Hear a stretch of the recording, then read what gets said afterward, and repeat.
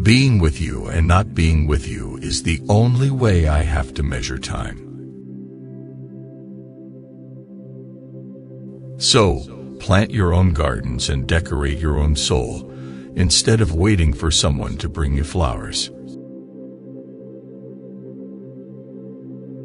I can give you my loneliness, my darkness, the hunger of my heart. I am trying to bride you with uncertainty, with danger, with defeat.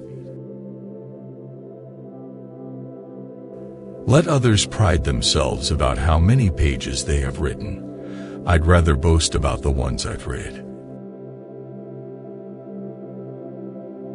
I have always imagined that paradise will be a kind of library. I cannot sleep unless I am surrounded by books. Don't talk unless you can improve the silence. You have wakened not out of sleep, but into a prior dream, and that dream lies within another, and so on, to infinity, which is the number of grains of sand. The path that you are to take is endless, and you will die before you have truly awakened. Heaven and hell seem out of proportion to me. The actions of men do not deserve so much. Time is the substance I am made of. Time is a river which sweeps me along, but I am the river. It is a tiger which destroys me, but I am the tiger. It is a fire which consumes me, but I am the fire. Reality is not always probable or likely. Life itself is a quotation. The original is unfaithful to the translation. A book is more than a verbal structure or series of verbal structures. It is the dialogue it establishes with its reader, and the intonation it imposes upon his voice, and the changing and durable images it leaves in his memory. A book is not an isolated being. It is a relationship, an axis of innumerable relationships. Writing is nothing more than a guided dream. Personally, I am a hedonistic reader. I have never read a book merely because it was ancient. I read books for the aesthetic emotions they offer me, and I ignore the commentaries and criticism. Nothing is built on stone. All is built on sand, but we must build as if the sand were stone. You can't measure time by days, the way you measure money by dollars and cents, because dollars are all the same while every day is different, and maybe every hour as well. Being an agnostic means all things are possible, even God, even the Holy Trinity. This world is so strange that anything may happen or may not happen. Being an agnostic makes me live in a larger, a more fantastic kind of world, almost uncanny. It makes me more tolerant.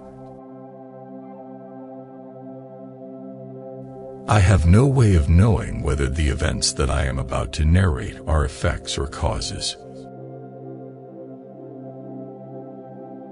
When you reach my age, you realize you couldn't have done things very much better or much worse than you did them in the first place. There are those who seek the love of a woman to forget her, to not think about her. What man of us has never felt, walking through the twilight or writing down a date from his past, that he has lost something infinite? We accept reality so readily, perhaps because we sense that nothing is real. I saw all the mirrors on earth, and none of them reflected me. Mirrors and copulation are abominable, since they both multiply the numbers of men. I think that the reader should enrich what he is reading. He should misunderstand the text. He should change it into something else. We have shared out, like thieves, the amazing treasures of days and nights. I thought that a man can be an enemy of other men, of the moments of other men, but not of a country, not of fireflies, words, gardens, streams of water, sunsets. It may be that universal history is the history of the different intonations given a handful of metaphors. Happy are the beloved and the lovers and those who can live without love. With relief, with humiliation, with terror, he understood that he too was a mere appearance, dreamt by another. He measured the achievements of others by what they had accomplished, asking of them that they measure him by what he envisaged or planned.